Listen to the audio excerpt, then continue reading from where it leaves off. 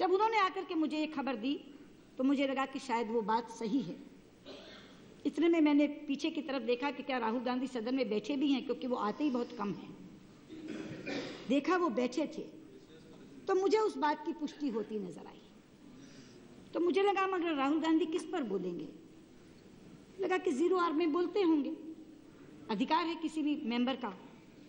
तो मैंने 0 आवर की सूची जो मेरी टेबल पर आती है वो देखी, उसमें उनका नाम नहीं था। तो मुझे लगा कोई बात नहीं, इसी सदन में बहुत बार जिन लोगों का नाम उस 20 में नहीं आता बैलेट में, वो स्पीकर से विशेषाधिकार के तहत अनुमति मांग लेते हैं और आप अनुमति देती हैं, काफी उदारता से देती हैं। तो अगर उन्होंने मांगी होगी, आपने भी दे दी होगी, तो शायद उसके तहत बोले। और वही हुआ। जैसे ही पेपर्स लेइंग खत्म हुई, आपने उनको अनुमति दी, वो बोलने लगे, हम सुनने लगे। इतनी देर में मैंने देखा दौड़ते दौड़ते प्रधानमंत्री जी भी आए और सदन में बैठ गए सुनने के लिए। मुझे लगा कि शायद कोई बहुत बड़ी बात वो कहने वाले हैं। प्रधानमंत्री जी स्वयं चल कर आए हैं। अब वो कांग्रेस महासचिव हैं, लेकिन इस सदन के तो दूसरी बार के जीते हुए सदस्य ही हैं। आपने उन्हें अनुमति दी। आप अनुमति देती हैं अध्यक्ष जी, बहुत बार देती हैं,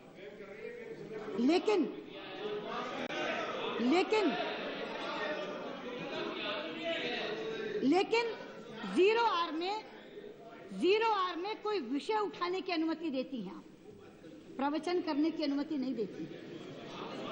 3 मिनट की अनुमति देती हैं आप, 3 मिनट की अनुमति देती हैं आप, और खींच कर। मैं कुछ ऐसा नहीं करी। बैठ जाओ, बैठ जाओ, बैठ जाओ, बैठ जाओ। अध्यक्ष जी,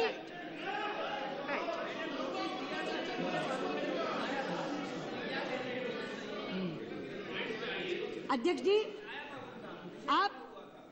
जी आप 3 मिनट की अनुमति देती हैं, जिसे खींचकर हमें 5 मिनट तक ले जाना पड़ता है, जिसमें बड़ी मशक्कत करनी पड़ती है।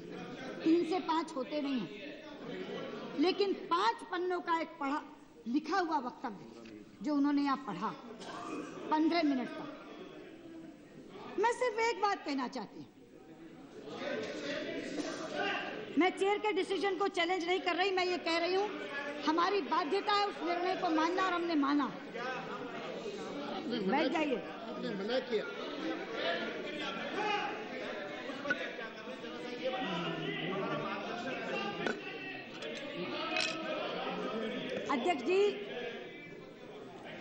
अध्यक्ष जी, क्योंकि प्रणव दा ने एक विवरण दिया और मैंने प्रारंभ में कहा उस विवरण में कुछ गैप्स हैं, मैं उन गैप्स को भर रही हूं। इसलिए मैं कोई चीज अप्रासंगिक नहीं कह रही। मैंने ये कहा कि हम ये सोच रहे थे कि प्रधानमंत्री ने जो पहले दिन बोला सरकार पैर पीछे क्यों हटा रही है, मैं उस पर आ रही हूं। श्री राहुल गांधी ने, जो इस सदन के माननीय सदस्य हैं, यहां खड़े होकर कहा, I believe we need more democracy within our political parties. हंसी आती है। I believe in government funding of our political parties. I believe in empowering our youth, in opening the doors of our closed political system, in bringing fresh blood into politics and into this house. I believe in moving our democracy deeper and deeper into our villages and our cities. Let us commit ourselves to truth and probity in public life. We owe it to the people of India. अध्यक्ष जी, वो राष्ट्र के नाम संदेश दे रहे थे या 0 our का इंटरवेंशन कर रहे थे, ये मैं आपसे पूछना चाहती हूँ।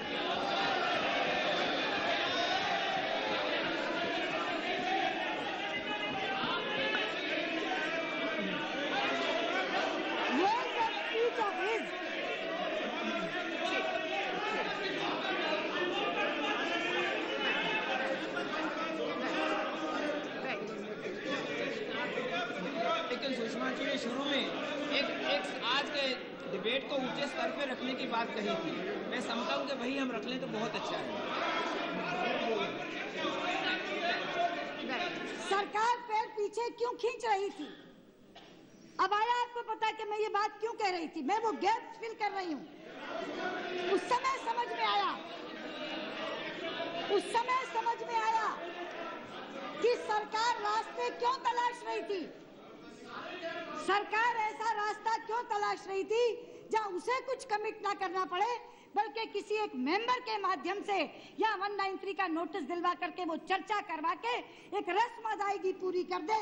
ये बात मैं आपसे कहना चाह रही थी। और मैं कहना चाह रही थी कि प्रधानमंत्री जी ने एक दिन पहले जो स्टेट्समैनशिप दिखाई थी, इसी सदन से खड़े होकर उसमें कांग्रेस पार्टी के महासचिव ने पानी फेरने का काम किया।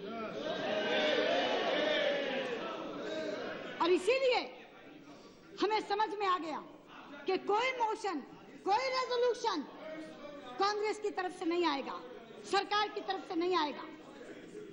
तब सारे विपक्ष ने आपत्ति जताई। गुरदास दासगुप्ता, शरद यादव, वासुदेव आचार्य, सारे लोग, दारा सिंह चौहान जी हमारे साथ थे, सारे लोग हम मिले और हमने कहा कि 193 पर चर्चा नहीं होगी। सरकार को या तो एक स्टेटमेंट देना होगा या हम एक 184 का नोटिस देंगे जिस पर चर्चा होगी। पर मुझे खुशी है कि प्रधानमंत्री ने दोबारा बागडोर अपने हाथ में ली है। मुझे खुशी है। आज मैं अभिनंदन करती हूं आपका कि आपने, जो प्रणब मुखर्जी ने आज बयान दिया है, उस बयान में उन्होंने वो तीनों मुद्दे सदन के सामने रख दिए। सरकार कमिट नहीं कर रही, ठीक है। सरकार अगर उस पर कोई सेंस ऑफ द हाउस आएगी, वोटिंग के समय पता चलेगा सरकारी पक्ष क्या चाहता है। लेकिन जो बात प्रधानमंत्री जी ने कही थी, वो तीनों मुद्दे जो मांगे हैं अन्ना हजारे जी की, आज उन्होंने अपने वक्तव्य के अंदर सदन के सामने रख दिए और सदन ने कहा संविधान और संसद की मर्यादा के तहत इस पर रास्ता निकालो, इस पर जवाब दो। अब मैं उन मुद्दों पर आती हूँ। अध्यक्ष जी, हम बहुत दिनों से ये बात कहते हैं कि एक प्रभावी और लोकपाल बिल होना चाहिए, सशक्त और स्वतंत्र लोकपाल बिल होना चाहिए। लेकिन उसका स्वरूप क्या होगा? कौन से बिल को हम प्रभावी कहेंगे, कौन से बिल को हम सशक्त कहेंगे? देश पूछेगा, देश जानना चाहता है। और इसीलिए उसके प्रभावीपन को तय करने के जो मुद्दे हैं, उसमें पहला मुद्दा है कि क्या उसके अधिकार क्षेत्र में प्रधानमंत्री होंगे कि नहीं होंगे।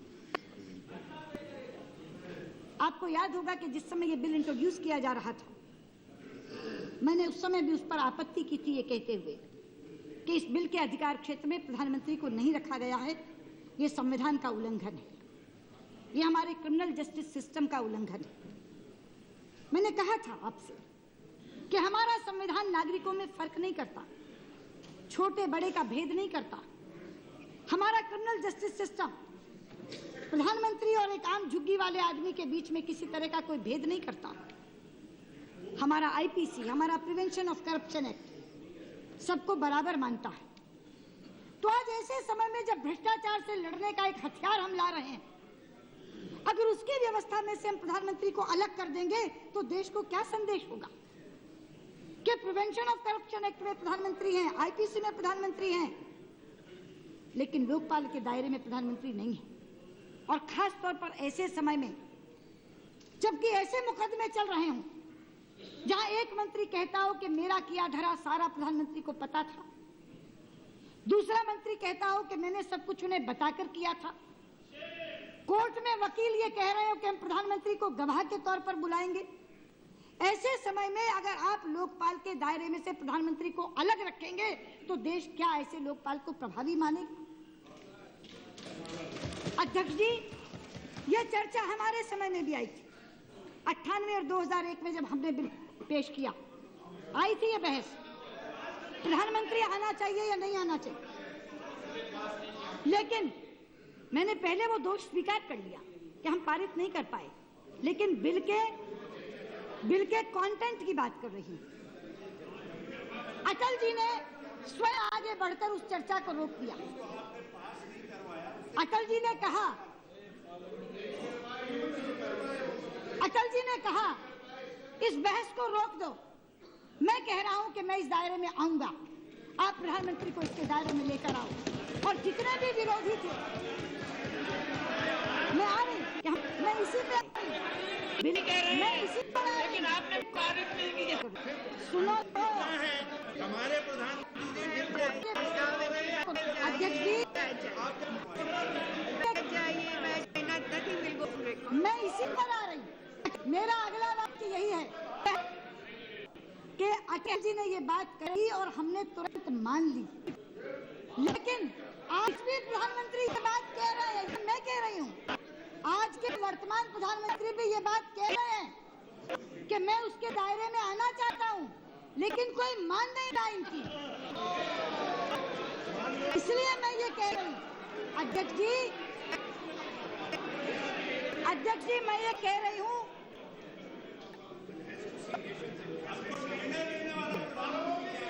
अध्यक्ष जी, मैं ये कह रही हूँ कि वैसे तो हमारे प्रधानमंत्री बोलते ही कम हैं, और जब बोलते हैं तो उनकी कोई सुनता नहीं है। तो मैं कह रही हूँ सुनो, मैं आपको कह रही हूँ, प्रधानमंत्री तो चाह रहे हैं आना, मैं आपको कह रही हूँ उनकी सुनो, वो सही कह रहे हैं, उनकी मानो।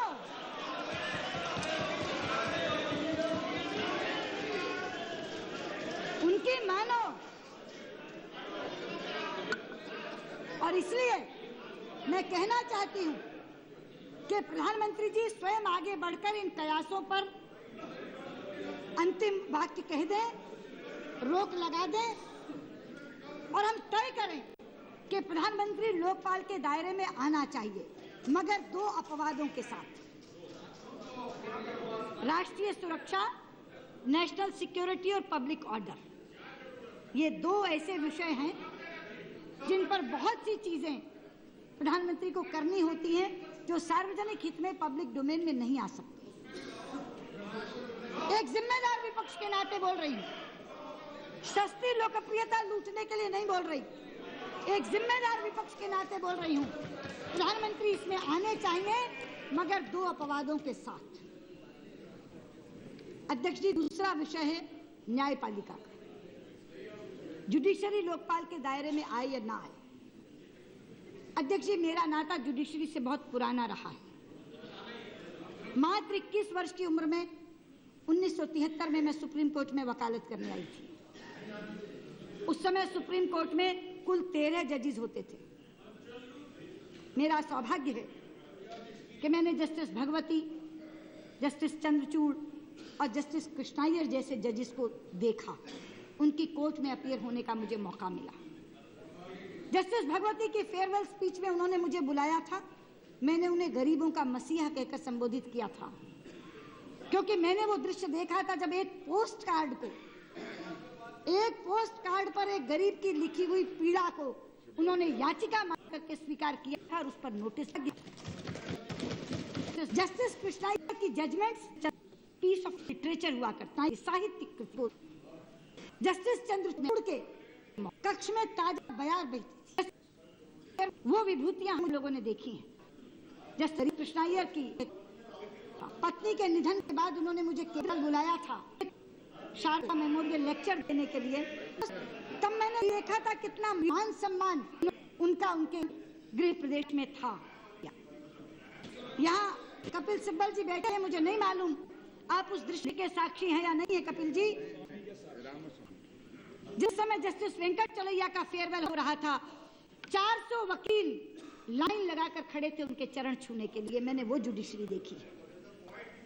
पॉइंट ये, लेकिन आज गिरावट ये आ गई कि हिंदुस्तान के सुप्रीम कोर्ट के एक सीनियर एडवोकेट ने एक बंद लिफाफे में खड़े होकर